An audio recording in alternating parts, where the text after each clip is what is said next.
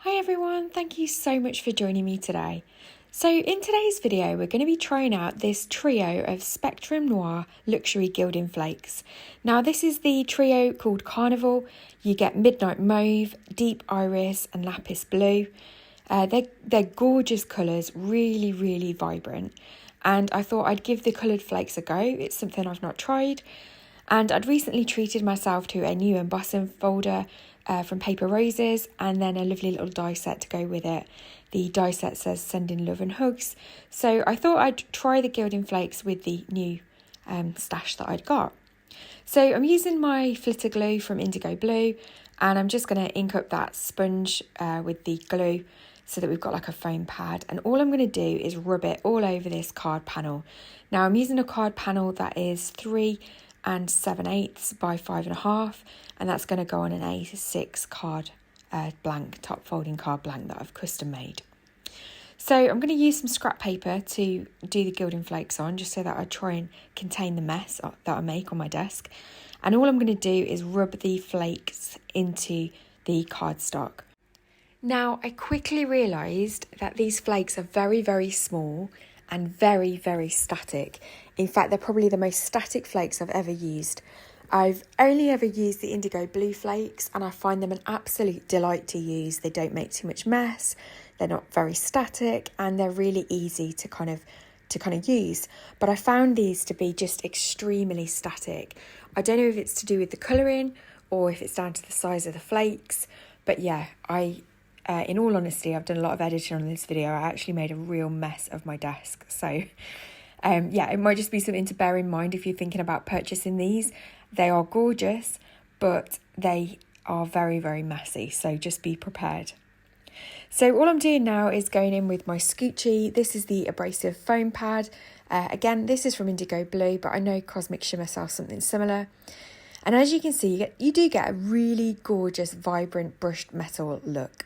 However, I think you could get the same effect using holographic cardstock. So now I'm going to bring in my embossing folder. This is a gorgeous 3D Tulips embossing folder.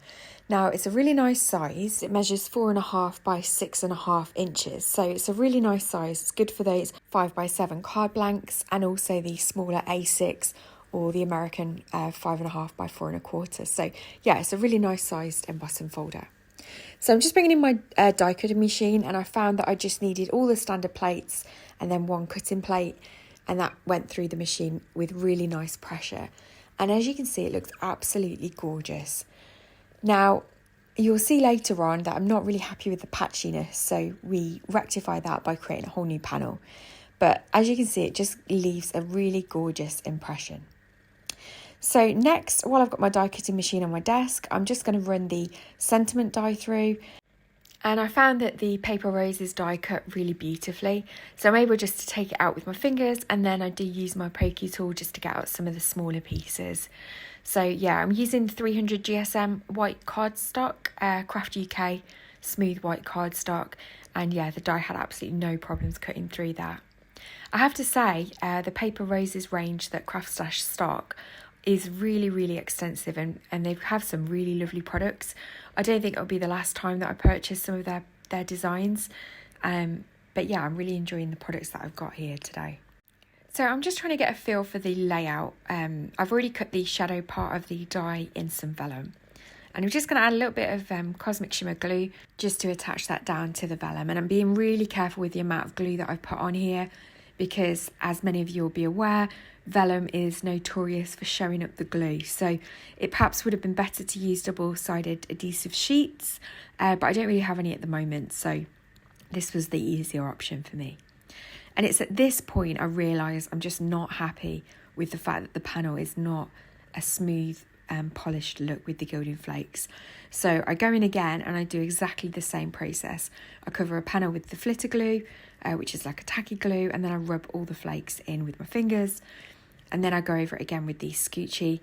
And when I go over it with the Scoochy this time, when I spot little bits that I've missed, I come back in with the sponge that's got the glue on, and I just add a bit more glue to those areas, and then I come back in with the flakes and just finish that off. So I think that's what I should have done with the first panel. However, it wasn't lost. I have saved it and I did do some die cutting from it. So, you know, you can always use it in a different way rather than think that it's going to go to waste. So once that panel's done and I've run it through the die cutting machine, you can really see the difference now. It's absolutely gorgeous. It's a much more polished look. So yeah, I'm glad that I decided to run it through again. And yeah, this is the finished product. So now I can come back in with my card layout. So I decide to attach the embossed panel down flat with some glue. And then I decide to pop some foam tape on the back of the sentiment. Now the foam tape that I'm using today is from Alina Crafts, and hands down I would say this is the best foam tape I use.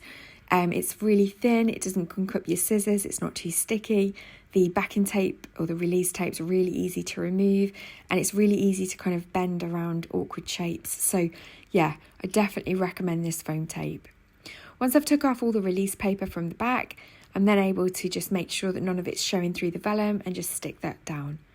I've then got some gems from Lucy's shop, and I'm just going to add a few of those on using my reverse tweezers and also a wax pencil, but I won't bore you with all of this footage. So that's the finished card for today. Thank you so much for joining me. I really hope that you've enjoyed this video.